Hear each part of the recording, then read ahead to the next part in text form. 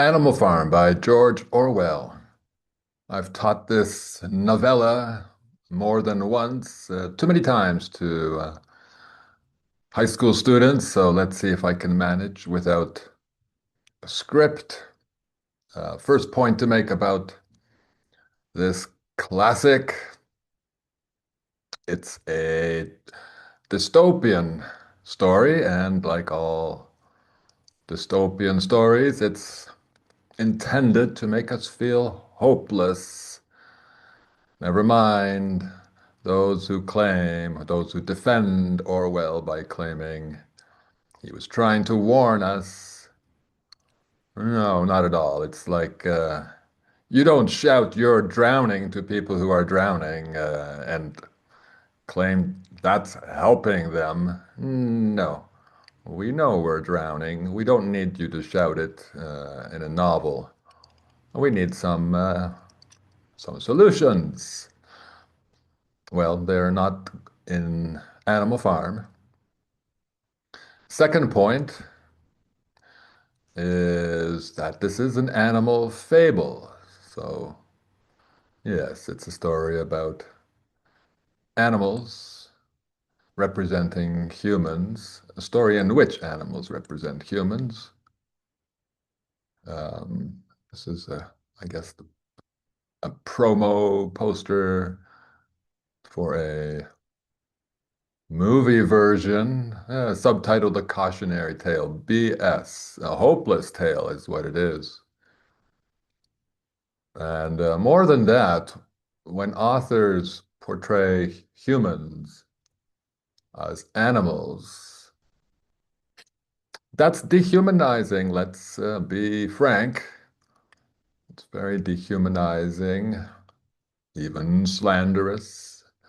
However much people may deserve to be compared to animals, yeah, it doesn't really. We don't really. I mean, animals function quite well. If we could only function as well as animals, hey, but that's another subject. Um, Main character, villain, I suppose, is a pig named Napoleon.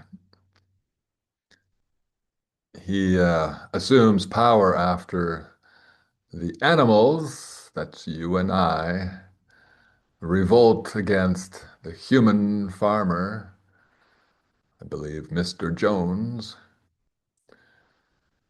Well, I bring this up because the common interpretation of Animal Farm is that it's really about communism, a warning about what could happen to us if we become communist. Well, that's a convenient interpretation that um, absolves the entire capitalist West, the majority of the world, doesn't it? And there are reasons to discredit that limited interpretation, that the one that claims it's all about communism. Reason number one, the main villain is named Napoleon, a famous leader of a Western nation, France, led it into the ground, they say. Um, Second reason, is there another reason? Yes.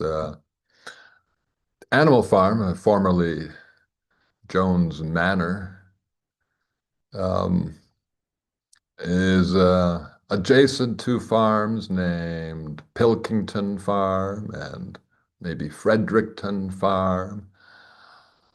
Neither farm is named after a Russian, a Soviet, a communist. I mean, it would have made sense to name the villain Stalin, perhaps, or Marx. Stalin, perhaps, yeah. And there is another character named Old Major who inspires the revolution. Maybe he could have been Marx. The nearby farms could have been, well, at least one of them could have been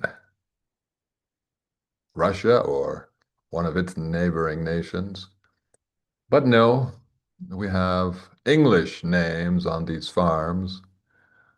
I think the message is that this is also, or really, about the West, or really just about any place on Earth.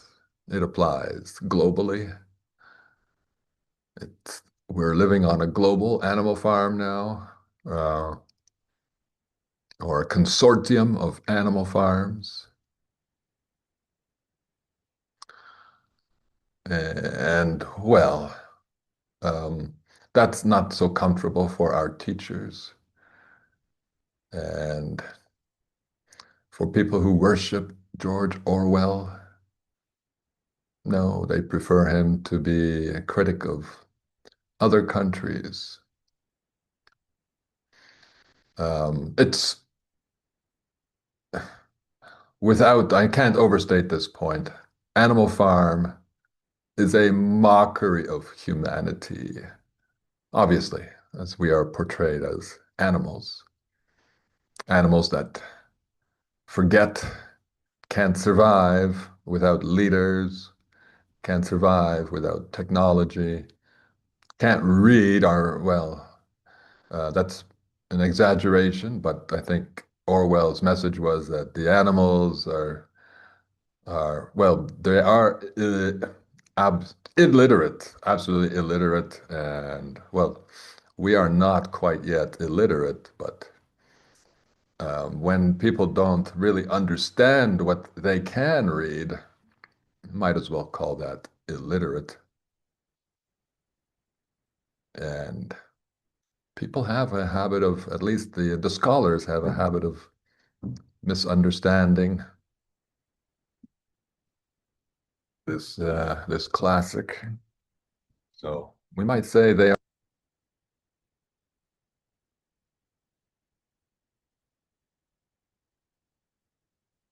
sorry, we might say they are also illiterate. Um, Old Major, the inspiration behind the revolution that overthrows the human farmer,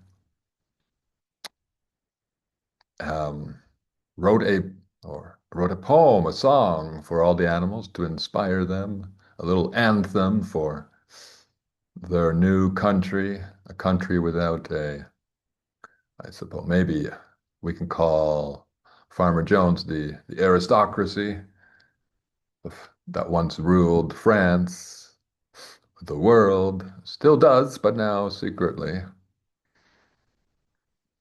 This song makes a mockery of us. It portrays us as having no interest in anything except food. Yes, and no interest in anything except working less and, well, being tortured less. That's understandable. But no higher interests, no interest in having a superior mm, arts and entertainment, um, another political system, possibly even another system for families. I can't say another form of monogamy. But anyway, everything should be open to question and experiment. And these animals were only interested in improving the pile of food on their plates, and working less. And they failed to make any improvements on either count. I suppose they did, at least the revolution saved them from corporal punishment, just as we have been, I mean, children in schools nowadays don't suffer so much corporal punishment anymore, mostly banned. even officially in China. But there are many other ways of torturing children and workers. Don't necessarily need a whip. So, one of the main characters in Animal Farm is Boxer, the workhorse, literally the workhorse, who believes in determination. Well, he's a symbol of determination, a a hero of the work ethic, can't stop working, does three times as much work as anyone else, and of course firmly believes in that this will produce prosperity and progress. Blindly believes his leader. Very stupid, stupid worker. That's what Orwell told us. And well, there is truth to that. Plenty of blind, work-obsessed people who believe in progress and that their work will produce real prosperity. That's health and happiness being the primary measures of prosperity, at least in my books. Um, Boxer doesn't fare so well. He dies in the well, he gets very ill first, then is the one animal who receives some mysterious pink medicine. Shortly thereafter, is too weak to continue, is secretly taken away by a van marked animal slaughter, uh, supposedly ends up in a hospital where he promptly dies. It's a That's a forewarning, isn't it? That's a warning about where not to go, what not to do when you're sick as much as possible. I recently needed one painkiller in order just to sit upright. That time has passed. It may never happen again. Another character, another mockery of humanity is Molly, the vain bourgeoisie, middle class, female pony or horse. She wants ribbons in her hair. She would be taking selfies. She has no interest in the revolution. Only interest in ribbons and sweets. She wants her sugar. Well, that's another issue, a big issue on Animal Farm. Food. We'll get to that later.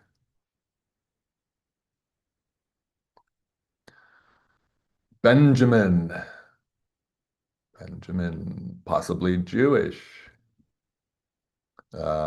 He's very cynical, the oldest of the animals. He doesn't expect progress anymore, but doesn't talk to anyone about why, doesn't share any wisdom. Mm, kind of useless. Good for someone to talk to when you want to complain, because he's also a good complainer. Hopeless, hopeless Benjamin. Doesn't know how to escape from Animal Farm when it's clear that it's actually worse after the revolution than life was before the revolution. One of the important themes, key themes in Animal Farm is the windmill, which represents technology and the myth of progress associated with technology. Uh, um, this windmill construction project is inspired by a pig named Snowball. It's named Snowball because of the English idiom expression, not a snowball's chance in hell. And so it happens that the dream to build a windmill that will do much of the work for the animals, much of the work, including powering machines that will harvest for them, thresh for them, cultivate for them. That project fails. The the windmill is repeatedly destroyed. Well, there is no, I mean, real parallel for that in the real world, but it does ring true insofar as our effort to liberate ourselves from labor by building machines, now supposedly robots that can work for us, is not really working in our favor. We have more machines and computers than ever. The result is that, or not the result, but at the same time, um, we have greater need for working than ever. Now, a family can only be supported by, generally speaking, by two incomes, not just one as it was before where do we make the fine line? The 50s, when a man could still support a family with one income, buy a house in a few years, not 20-year mortgages. If now we can hardly, most people can't even consider a mortgage. Um, so yes, it is true. That was a good warning. Thank you, George Orwell, warning about technology, but not many teachers get it. No, not many readers get that part of the warning. And of course, Orwell didn't give us a solution either. Um, Other problems associated with technology, you hardly need to be reminded, is unemployment. What happens when skilled labor loses its work, its income source, to mechanized and automated technologies? Well, they get forced into doing dumb labor, factory labor, etc., or they get forced to do more and more boring labor. And it's just not good for your health either. It's you lose your ability, you lose the freedom to be creative as a artisan, a craftsman, and you lose some of the physical, what shall we call it, effort required to do physical labor, as we've all become uh, chair laborers and button pushers. The impact on our health has not been positive. What is the solution? Um, a share of U.S. farm operator expenses for energy. Oh, yes, this is all about food. And the animals on Animal Farm are determined to produce mostly annual plants, mostly grains, which is what most animals and humans depend on, most domesticated livestock and humans depend on for their so-called calories, nutrition.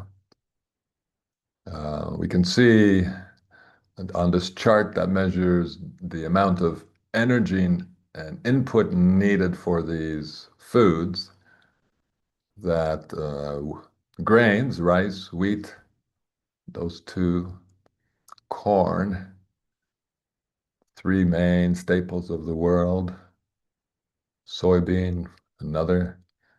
These foods require enormous amounts of energy input, and on animal farm, that is a problem for those poor animals as they're trying to continue operating the farm as the human farmer did before them.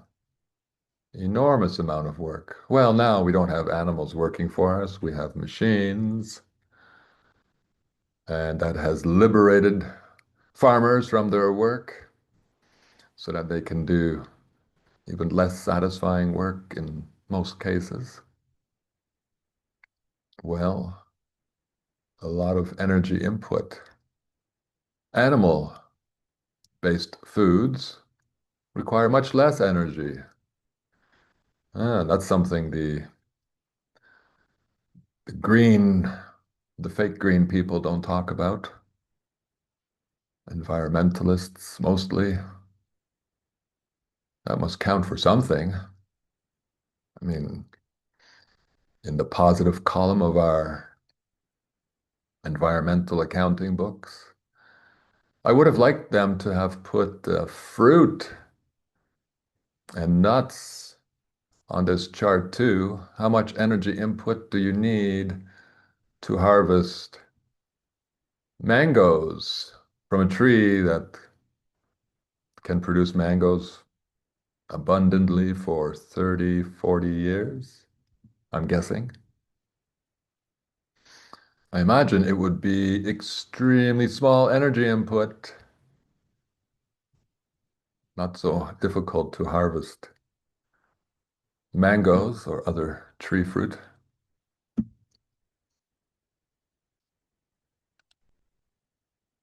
Oh, mythology of progress. Well, yeah, I've spoken about this already with regards to technology and in other videos,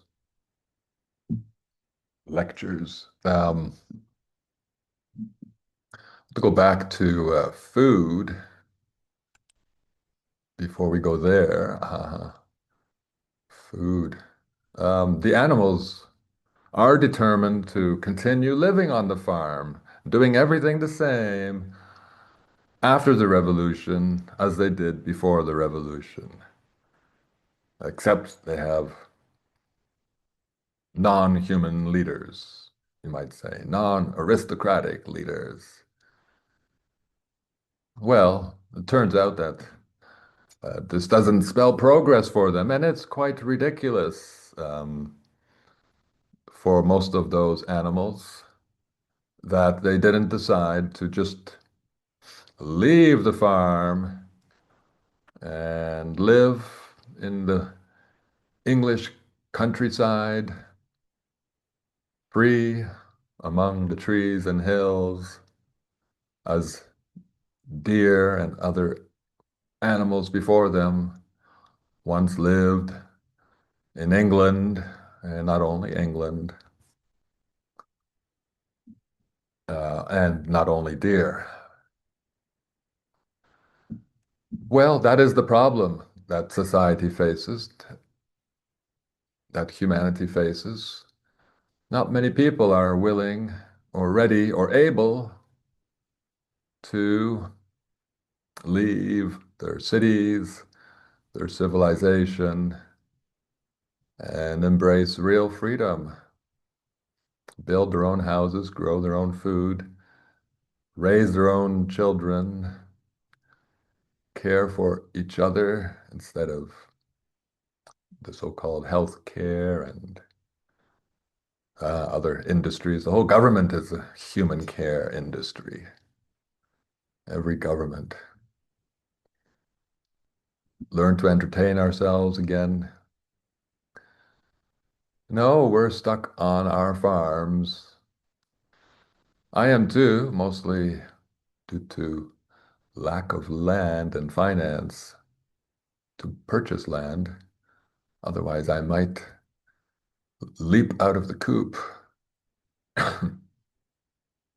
Um, but it's good to be here now and sharing this. Yes. I don't really want to live alone in a forest. I think we need to have some kind of movement. And last point, yeah, Oregon, farmer eaten by pigs. This is relevant because the political class, the leadership on Animal Farm, is occupied entirely by pigs. Napoleon being a pig and his colleagues all being pigs. Well, why did Orwell choose pigs? I know they have a reputation for being smart, but could have put the dogs in charge too. But instead he made the dogs the police class, the guards of the ruling class.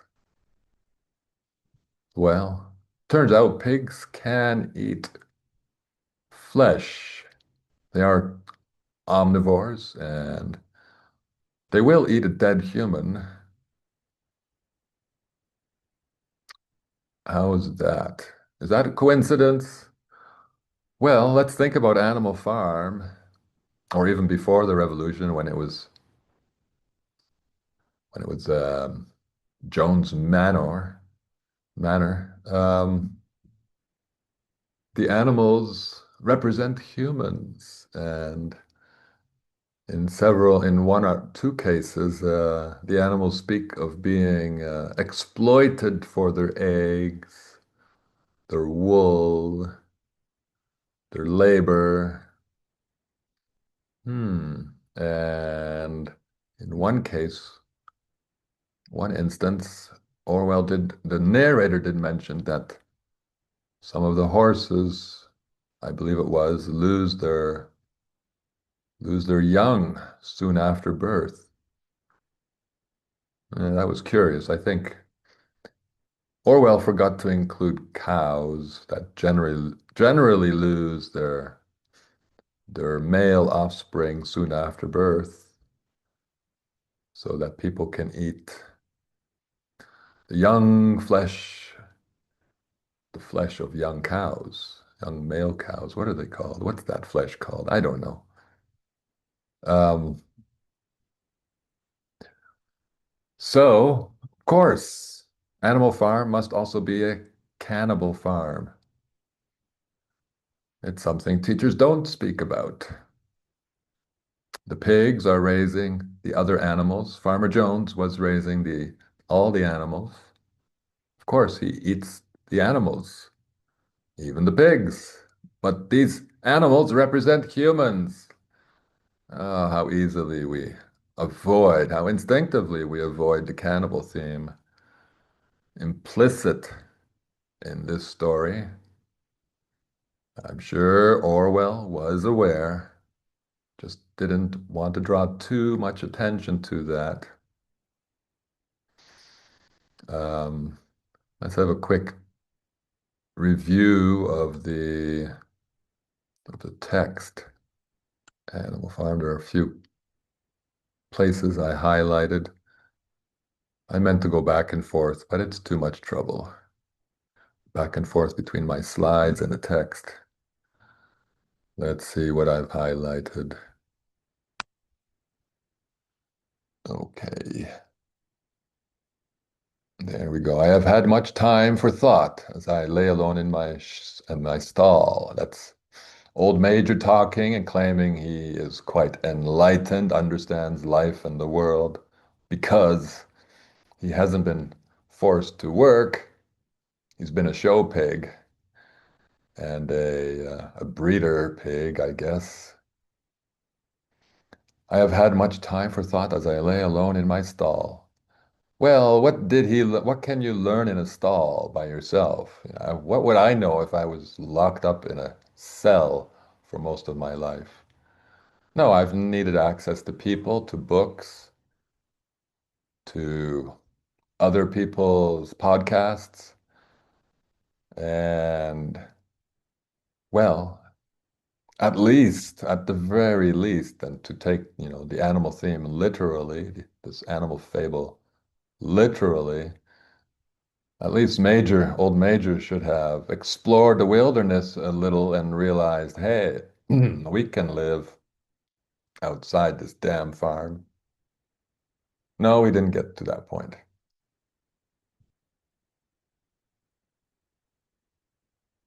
Next. Huh. Yes, here old Major is complaining about humans, about man. He is the only creature that consumes without producing. He does not give milk. He does not lay eggs. He is too weak to pull the plow. He cannot run fast enough to catch rabbits.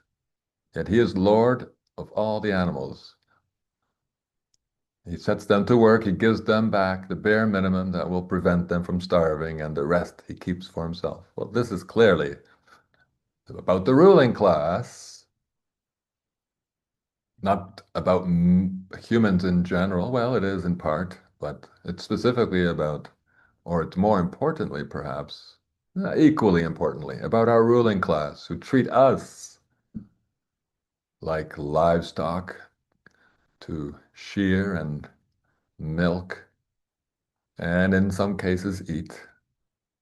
But I suspect they only eat the clean humans they raise secretly somewhere. Old Major continues, and you, Clover, where are those four foals you bore, who should have been the support and pleasure of your old age? Yeah, Clover is a horse. Yeah, where are your foals? They are gone. Maybe sold, not necessarily eaten, but as I say, Orwell did forget to include cows in his story. Chickens, don't remember anyway. He doesn't draw much attention to actually eating any of the animals. Let's see what else we have. Um, I probably should have copied the page numbers. Will there still be sugar after the rebellion? His silly, silly horse. Yes. Doesn't know what's good for her. And isn't that just like so many of us? We don't know what we should be eating anymore. Horses should be outdoors eating fresh grass and weeds, so-called weeds, not on a farm eating grains dried and sitting in a stall. Excuse me. Um, one more. She knew that even as things were, they were far better than they had been in the days of Jones, and that before all else, it was needful to prevent the return of human beings. Yes, this belief that things are better, is happening, is also one of the beliefs or superstitions, really, that is uh, that exists in Orwell's other classic, 1984. Although there the main character has some doubts, but just somehow can't be sure. He looks around at his dilapidated city of London and wonders if it was always so bad, struggling with his own health, not aware that people used to be healthier, believing, I guess, like so many people now, that medicine has made a lot of progress, blissfully ignorant of the statistics of the various disease pandemics we're living with.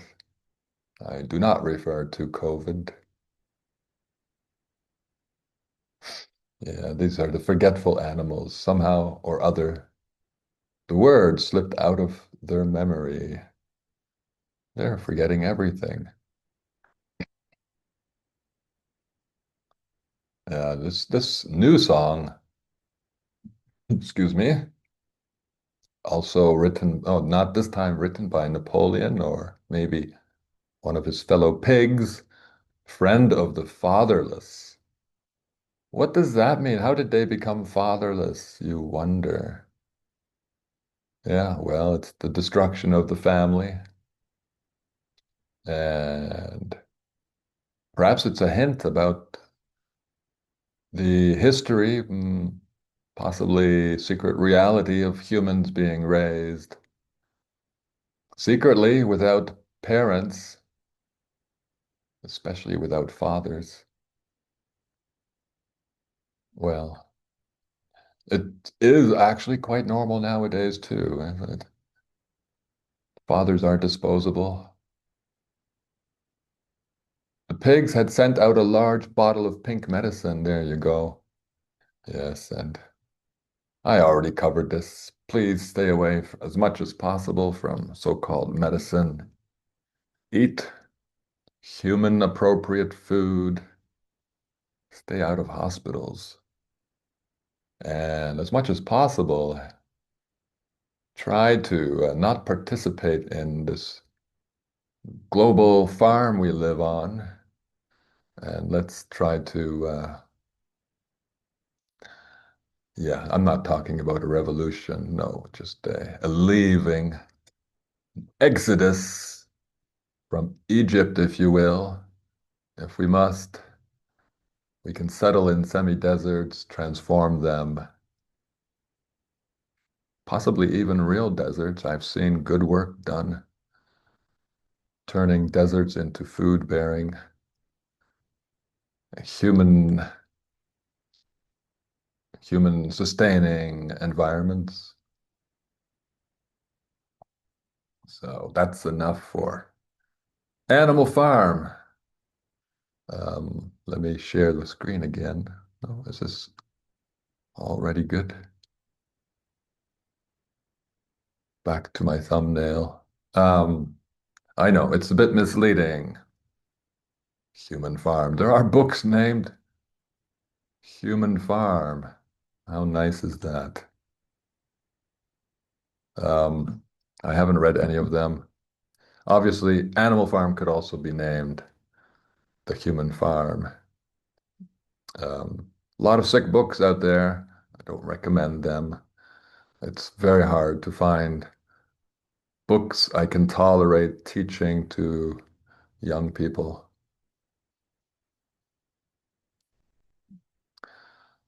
With that, I say let's make a great day, a great future, and do our best to get off the human farm.